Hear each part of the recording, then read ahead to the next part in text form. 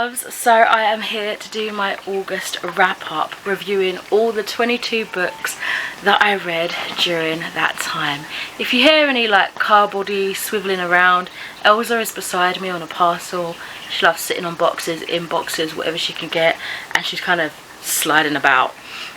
She's enjoying her time, just let her be. So let's get started. Oh, before we get into this, I will say that I am planning on just doing like little bits of synopsises, blurbs, and reviews, chatting wise. Any other relevant information I'll probably just pop onto the screen, see how that format works, and maybe go forward with that in the future. You'll have to let me know what you think. So the first load of books are books that I read during my time volunteering at the library during the summer reading challenge, and so I don't have them to hand, they're just books that I read there whilst I was on shift when it was quiet. So the first one of those is Little People Big Dreams, L.M. Montgomery by Maria Isabel Sanchez Vergara, and this one was another one of those inspirational children's books, or they're aimed at children, anyone can read them, about the author of Little Women. So yeah, this was another great addition to these fabulous educational books. I've read a few of these now, just a handful, not too many, but it was another one that I truly enjoyed, and I gave that one a 4 out of 5 stars. After that I read another handful of children's books, and the next one of those were Wendell and the Robots by Chris Riddell, and this one was about a little, I think it was a little mouse character, and he was basically in this house of junk. He's like a little inventor, he liked creating things, and his issue was that he'd never have clear space, so he decided one day to create like a tidy up robot. However, this robot kind of gets sentient in a way and quite destructive, and makes it its goal to tidy everything, eventually trying to end with tidying Wendell himself, destroying him because he turns everything to like dust pretty much. So it's about him trying to stop the robot before things get really out of hand. And yeah, this was a fun, quick adventure. It made me think a little bit of the movie 9, if any of you have watched that. I think it's got Elijah Wood in it. I might be wrong, but yeah, I enjoy that movie, and it kind of made me think of that. This one I gave a 3 out of 5 stars. The next children's story I read at the library was The Misadventures of Frederick by Ben Manley, illustrated by Emily Chichester Clark. This one was about a little boy that basically, he was kind of like a little bit of a hypochondriac.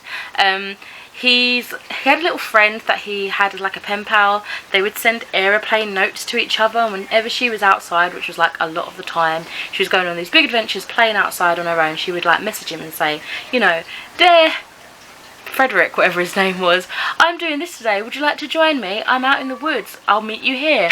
And he would write this long-winded letter like, "Dearest," whatever the girl's name was, "I am awfully sorry to say I cannot acquaint with you today because of my sinuses," and so on and so forth. And it's about him kind of thinking, no, let me give it a go. So what if I get a little bit poorly? I need to have life experiences. So that was kind of the gist of the story. This was super funny and really charming and endearing. I loved the illustrations, especially with the scenery depicting the forest. I thought that was really beautiful, especially when it was sweeping into Frederick's bedroom, like at the edges of that illustration. I thought it was really cool. So yeah, that one I gave a 4 out of 5 stars. After that I read The Weed by Quentin Blake, and this one I gave a 3 out of 5 stars. It is basically about a family, it's a really short story, about a family that are trapped in a hole, and at the moment they are going through like this dry period in like this deserty area wherever they live. There's no plants or sustenance anywhere, but they have this little bird with them, and she flies off, and they're like, okay, she's gone for, she's just left us, but she comes back with this seed, and this weed just goes bigger and bigger and bigger, and hopefully brings them some salvation from this predicament that they're in. So yeah, this one also had really cool illustrations. I think he's the illustrator that originally did the works for Roald Dahl, if I'm remembering correctly. But yeah, lovely illustrations, great little story, and it was also in support of Greenpeace. The last children's story, I believe, at least for now, is Funny Bones, and I gave this one a 3 out of 5 stars. Oh my gosh, this was about the skeletons, you know, in a dark, dark house in the dark, dark street, you know, that story. What a throwback, super nostalgic, really enjoyed my time with this. I remember they made like a TV show version, I think, years and years ago, but yeah, it was cute and reminded me of when I was a child. I used to love all that stuff, so that was a 3 out of 5 stars. Right, next up, another book from the library. This one was Joe Quinns Poltergeist by David Almond, illustrated by Dave McKean. And unfortunately, I didn't really enjoy this one. The title honestly describes what it's about. There's a poltergeist in this kid's house, or so they say. I don't know how much is made up and how much is factual, but yeah, it was just not my sort of vibe. I gave this a 1 star, unfortunately. I just couldn't get anything out of the story. I didn't connect to it or the characters. I didn't really care for what was going on. I liked looking at the mixed media art, though. It kind of reminds me of how they do the Sandman, with all the different kind of art styles going in. But yeah, I just didn't find anything super enjoyable with that one, unfortunately. Next up, another David Almond book, which I did not intend, and that was Annie Lumsden, The Girl from the Sea, illustrated by Beatrice Alamagna. This one I had better luck with. I gave a 3 out of 5 stars, and this was about a little girl and her mum, and it was solely about their relationship, really. And you kind of see that she's been heavily picked on throughout her life, really badly bullied, so much so that she's begun to be homeschooled. Basically, at school, nothing would stick, no information would stick, so her mum just took her out and kind of did some more gentle teaching with her. And the kind of meandering, gentle storyline beneath that is that she isn't like other children. She definitely looks like she's been, like, kissed by the sea, I guess you could say. Like, she looks like she could be a sea creature.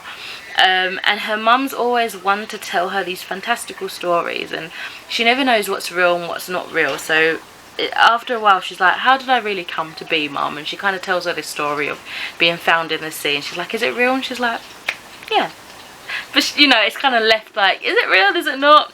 It was really sweet. So yeah, I gave that a 3 stars. I enjoyed the magical and just gentle overall tone of the story.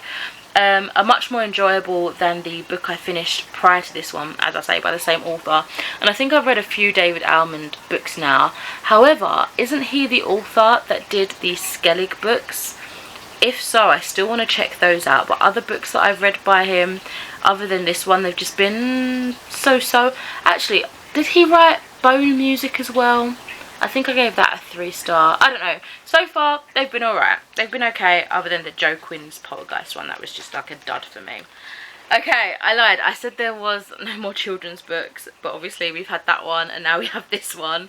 And this one is Watership Down, but it was the retold version by Frank Cotterill Boyce, and it was based off of the original by Richard Adams. So it was more of the...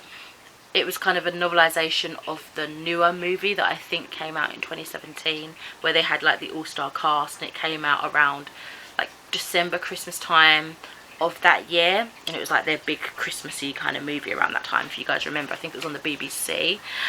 So it's more of that, so it doesn't have all the story building as the original would have, I imagine. But I ended up giving this a 3 out of 5 stars. I love that it included the movie stills, and I feel like it blended quite well with the actual story illustrations too. I do think that we did lose out on a little bit more of the emotion, because it felt like it was more of a brief overview of the film rather than the depth that, as I say, I'm sure the story would go through.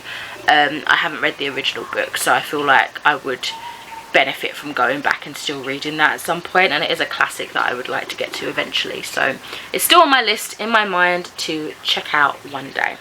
Okay, on to a manga. So I finished The Girl from the Other Side, volume 4 by Nagabe. This one I gave a 4 out of 5 stars, and I've been talking about this a lot over the last couple of months, so I won't really talk too much about synopsis here, other than just to say, you know, it was another great addition to the series. I really am enjoying these books. I'm getting quite sad now because I think I'll show you the next volume when I get to it, but that's all I have at the minute. so I have to go out and source the next couple of volumes to tie me over now. So yeah, I am really enjoying these books. Okay, the next 2 books are actually ones that I did a reading vlog for. So recently I filmed a vlog for Fairy Loot versus Illumicrate, just in the quest really to try and discover which box worked best for me. So I won't talk too much about them, I'll just show you guys here, but you can go to those videos if you are interested in my thoughts. But we have Little Thieves by Margaret Owen. They've just done a cover reveal for this over on Howdee-haie, and it looks really cool. And we also have Portrait of a Thief by Grace Dilly. So as I say, the reading vlog for these will be linked in the cards if you are interested. Okay, so I borrowed a book from my e-library, and this time it was Oak. I've been meaning to pick this up. I think I downloaded a load of ebooks like over the last couple of months and I just kept renewing them, but this was the last renewal I had and I still wanted to get to it. It was going to be relatively short and I think it was like poetry, so I was like, I've got to get to it.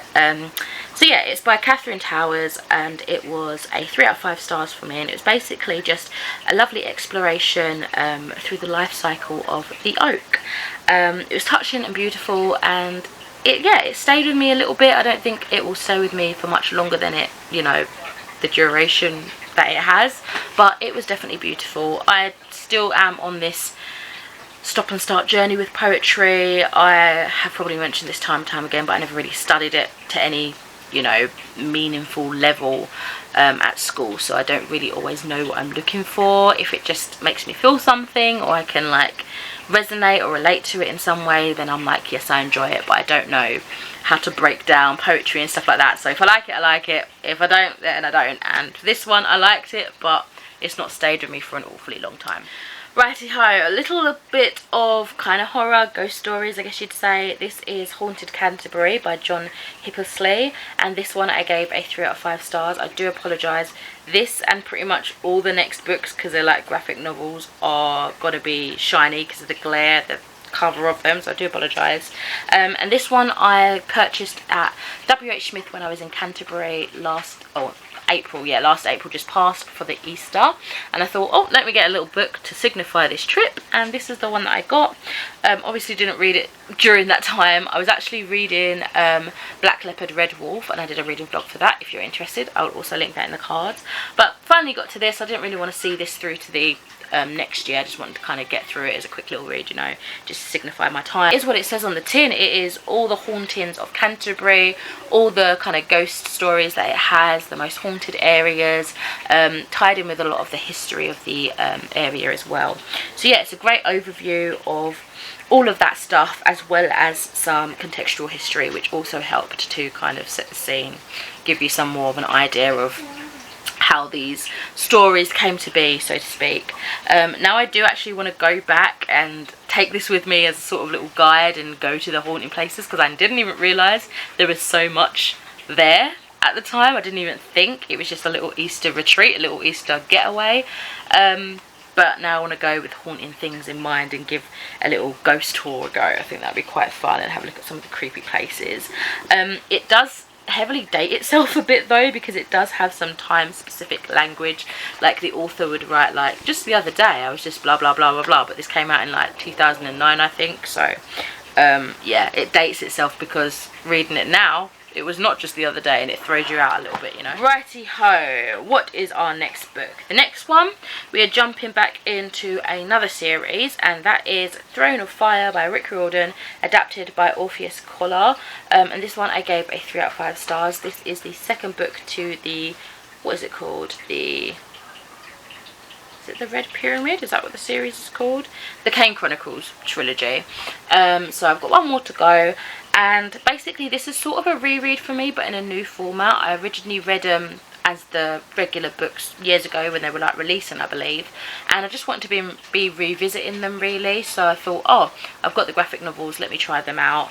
And yeah, I've just been taking my time getting back into them this way. So we're basically following Egyptian mythology in this series, and we're following Kane and Sadie Carter as they get caught up in all the adventures of the Egyptian gods, and of course having to save the world from utter destruction. You know, much like Percy Jackson with his Greek gods, this is like the Egyptian Egyptian equivalent and things like that. So yeah, it's another good refresher for me to the Kane story. I also noticed more how strange Sadie's love interests are. Like, I don't necessarily know how old that one of the guys is, but he seems like a grown-ass man. And then there's Anubis, who she's kind of got a thing going with, who she's like 12 for the most part, and he's appearing in a 16-year-old human body like vessel, but obviously he's like ancient, he's like a god. So when you think about it that way, like in this age that I am now, reading that perspective just seems a little bit kooky, a little bit weird. So moving on. So I took part in the Book of Sins book club read, and that was for You Made a Fool of Death with Your Beauty, HardcoreCupcakeHailstorm, read by Barney Turpin, and I listened to the audiobook for this one, yeah, through my library service. And this is basically a romance. It's like a steamy, sexy romance. I can't remember our main character, but our main character is just going through this time in her life where she's just not wanting to commit to anything serious. She's slowly trying to get back into, she's trying to have a sexual reawakening after some trauma in her life, and she's just trying to get back to living, you know. So yeah, it's about her getting connections with people, her friendships, her like sexual relationships, her romantic platonic relationships. And yeah, I really enjoyed this. I gave it a 3.5 out of 5 stars. It was so spicy. I don't know what I was expecting, but it was so spicy. I've only ever read Pet by this author, and that was completely different. Maybe I've read another book as well, I can't remember, but completely different. So I knew it was going into this that this was a romance, but I wasn't expecting the spice, but I quite enjoyed it. I enjoyed the raw conversations also of Faye, that was the character's name, allowing herself to feel again, taking ownership of her body and her choices. I just thought it had some really solid messages to unravel there. So yeah, quite enjoyed that. Bit different for me, but I liked what I got from it. Next up we have the Spook Sacrifice, which I gave a 4 out of 5 stars. This was by Joseph Delaney. This is another one I borrowed from the library. I've been using the library a lot recently, which is really good actually. And again, I've been reading these steadily over the last couple of months, so I won't tell you too much, you know, in regards to the synopsis. So just jumping into my review, I have felt like these books, from this book in particular, are so comforting for me. Like, it's just so nice to fall back into this world, especially after having read like the first 4 books years ago and then coming back to it now this year and kind of feeling so comfy. The stakes in this particular book was so high, with some devastating deaths and ultimatums. It just felt like things were really ramping up and accelerating my heart rate, that's for sure. I was a bit confused from some of the tunnel sections of the story, but other than that, really enjoyed it. As I say, 4 out of 5 stars. Next up, I jumped back into another series. As you guys would have known, most likely the Sandman series has just started on Netflix, or it's all aired now, and I actually still have yet to watch it as I am filming this, but I wanted to kind of get up to date, and I'd read up that the first season is basically, it goes up to volume 1 and 2 of the comics, graphic novels. So I wanted to read, I'd already read the first volume a couple of years ago, so I wanted to catch up with volume 2 so that I could watch it. So that is exactly what I did. I ended up giving it a 4 out of 5 stars. I loved issue 5 the best, I would say, and I was also better able to follow along with the different strands of stories, because from what I can remember with the first volume, when I read it quite a few years ago, I was struggling to understand, because you don't have panel hopping, so to speak, but there is kind of like, it feels a little bit all over the place if you're not used to reading graphic novels, I would say, in comics. I don't know, it just felt a little bit like I could understand more what was happening, which I appreciated. And then back to The Girl from the Other Side. As I say, this is the last volume I have to hand now, so I'm having to wait until I buy myself the next lot, but this is volume 5. And yeah, this was so sweet. I think we're getting some more interesting progression in terms of the storyline and the curse with the outsiders, and how our main characters are connected to that, especially the little girl. What's her name again? Shiva. Also finding this to be another one of my comfort reads, which is so much fun. It's so nice to find a comfort read, you know. Maybe I should do a video on that. Yeah, I'm enjoying these. Let's get back to the Sandman again. So this is volume 3, Dream Country. I liked that in this volume it broke away from the more traditional storytelling of the series and that kind of more linear narrative that we had been going for, and it gave us more of a selection of short stories and snippets into random different character lives. My favourite story was definitely A Dream of a Thousand Cats. And I also was eager to get to the story with Death as one of the main characters, but unfortunately Facade, which was that story, it wasn't as interesting as I had hoped it to be. But nevertheless, I gave this a 3 out of 5 stars. It was still an enjoyable installment in the Sandman universe. Okay, we've got the last 3 books now. So unfortunately for Back Into the Spooks, this is the Spooks Nightmare by Joseph Delaney. This one is read by Thomas Judd. I listened to the audiobook for this one through Audible, and I gave this one a 2.5 stars just because I felt so lost for the whole thing, and it felt so savage. It just felt like, I know in the last book things were getting more intense, there were more high stakes, there were more deaths and things like that, but this one felt brutal, and I was not expecting that, especially being so lost as to where we were, what was going on. It was just a lot happening and I wasn't keen on it. I didn't connect to anything in the story, but it did push the story on quite well. It just felt unexpectedly bleak with no hope, whereas I felt like that's the one thing we did have in all the previous books before. There was some sort of small grasp of hope, but we've just come back from almost like a victory to some degree from the last book, and then all of a sudden, boom, doom and gloom in this book, and there was no prevail. Like, it was just that, and it just brought me down, dude. I just didn't know how to handle it. So yeah, 2.5 stars unfortunately. And it's even sadder because literally the book before it I was like, yes, I've just realised these are my comfort reads, and then I had this one and I was like, okay, deflation. Alright, second to last book. Audiobooked this one through my library service, and this was Greek Mythology, The Gods, Goddesses and Heroes Handbook by Liv Albert, read by the author. And this is just a little non-fiction book all about what the title gives you. So unfortunately for the narration portion of this, I didn't really enjoy the author's voice, tone, narrative. Her voice felt very patronising and had this unexpected like tones that dipped in and up and down in ways that didn't make sense to me. So when I thought she was going to carry on with something, it just stopped, and I don't know, it just felt a bit weird. I don't know if that was like a localized accent thing or what, but it threw me off, and I wasn't expecting like the hill and gully sound of her voice, you know, for the audiobook. But generally it was a great source of a variety of gods, heroes, etc. I think it would be great for beginners, as well as just a nice refresher for those that are already familiar with the legends and myths of Greek mythology.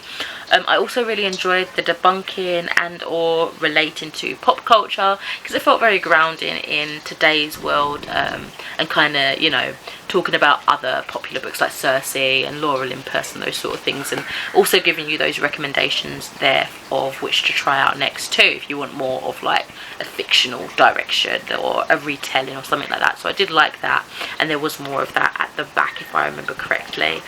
She gave you some suggestions of what to try. So yeah, it was for me like a 3.5 stars. It was just the narration that didn't agree with me too much. Okay, and so lastly we have the Anthropocene reviewed by John Green, read by the author, and this one I also gave a 3.5 stars, and I listened to the audiobook for it through my library service again. And yeah, all in all, this is a sound collection of topics that gave me a lot of pause for thought than others for me, but I really liked how he was basically reviewing the most random things but also mixing it in with his life experiences as a memoir, also whilst in the middle of the beginnings of the pandemic. Like, it just, there was a lot to process there, but it worked. Strange, I know. I think I'm glad that I decided to audio this one, because had I read a physical copy, I might not have got through it. I think it would have been a bit dense for me to get through, and his voice, his tone, the way he speaks has this, you get a sense of how he intended it to be read, you know, like his dry humour, that sort of thing, and I don't think I would have necessarily have easily have picked up on that had I read it physically, you know. But there we have it, 22 books, I do believe. I don't know if you guys kept track, because I didn't really, and there they are reviewed. Thank you so much for watching. Do let me know if you read any of the books that I mentioned here today, and if you haven't but you have other books that you want to talk about, drop them in the comments and let's discuss bookish things. I would love to. But yeah, for now I will catch you in another video soon.